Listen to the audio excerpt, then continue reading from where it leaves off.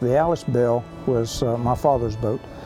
The boat was built in Marshallburg, North Carolina, which is right near Beaufort. My father purchased this boat in 1965 from a man in the Outer Banks. When my father passed away in 1982, we didn't use her that much anymore, so she kind of fell into disrepair. About 2005, 2006, we did most of the work on her to reconstruct the cabin, trying to put everything back the way it looked before. So we spent 10 years or so restoring the old boat. On the Alice Bell, shrimping was a lot of manual work. We didn't have the machinery that some of the bigger boats have now. We would dump the net on deck and cull through the fish and the crabs and pick out enough shrimp to sell the next day. We would go right back out again the next morning and do the same thing all over again. The Alice Bell was used for commercial fishing and trap fishing, not only shrimping and oystering. We're actually using her now for just family excursions. We take her out bottom fishing with the family, have picnics, just riding on the river and enjoying my father's old boat. There are not many of these old boats, the core sounders, being restored, and very few are in as good a shape as the Alice Bell is. These boats were designed to work in choppy water on the bays behind the Outer Banks, and also to be used offshore in the ocean.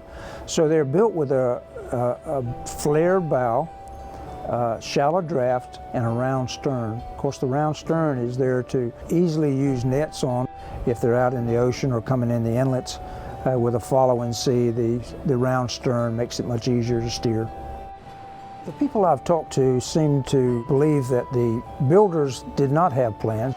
They would take the ratio for length and width and, of course, the depth of the vessel, and come up with the planking size and how to lay the keel.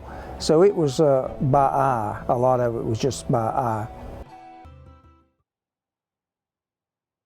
My great-grandfather purchased his house on the Yacht Basin in 1899. At that time, the property went from West Street all the way through where the Yacht Basin is now, down to the river. From Moore Street out was marsh grass. And it was later filled in when they dug the Yacht Basin in, I guess, before World War II. Growing up, there used to be a cow pasture where the marina is now, the Southport Marina. That was all pasture.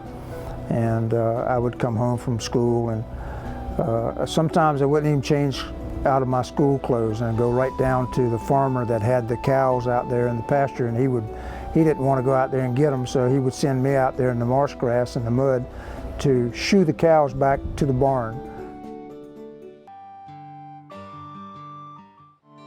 As far back as I can remember, my grandfather selling fish in his backyard. I chose early on not to pursue the commercial fishing occupation. My brothers built the little yellow fish house on the Yacht Basin that's down here now. They had shrimp boats, both of them had shrimp boats, so they needed a place to unload their shrimp. And now my nephew runs it, still part of the Potter family. We still unload our catch, oysters and fish that my brother and I catch. We go fishing in the same areas that my father and grandfather and great-grandfather used to fish. And that's really good memories for me. It's in my blood. Where we're seated today is the old American Fish Company. When I was growing up, this was a fuel dock, and it's only recently become a little restaurant. I remember it as being Mr. Rob Thompson's fuel dock. This was where the boats and the shrimp boats, charter boats, came in to get fuel. The charter boats, what we called party boats at that time, were mostly core sounders. And there must have been 10 or 15 here in the harbor, in the Yacht Basin. I worked, as many boys did, worked on those boats in the summer out of school as mate on those boats. I remember coming down here and watching my father come in from the Menhaden fisheries. He was captain of a big Navy minesweeper that was converted to carry Menhaden pogies. And I would sit on the dock with my dog and wait for my father to come in, and he would come by this dock and blow his whistle for the factory. And it was a lot of good memories right here.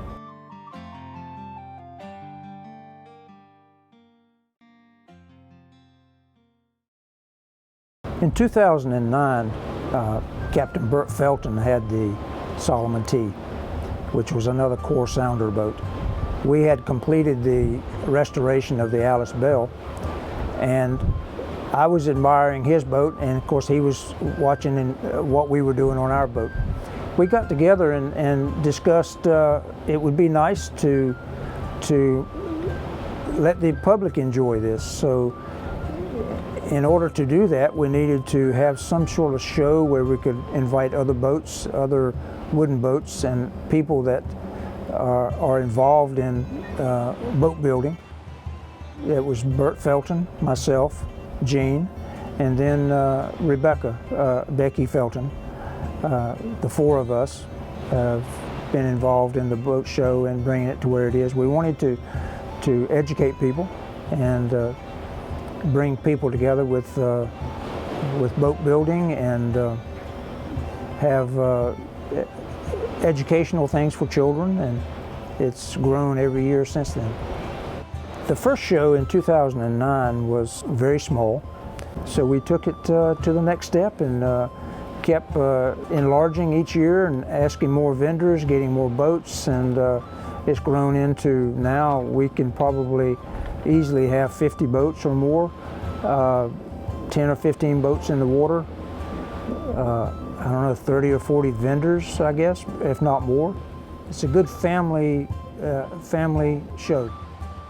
I'm excited about the direction the boat show seems to be going in. It's the education of the younger people that have not grown up the way I grew up around wooden boats, and seeing the commercial industry here in Southport and how important wooden boats were to Southport.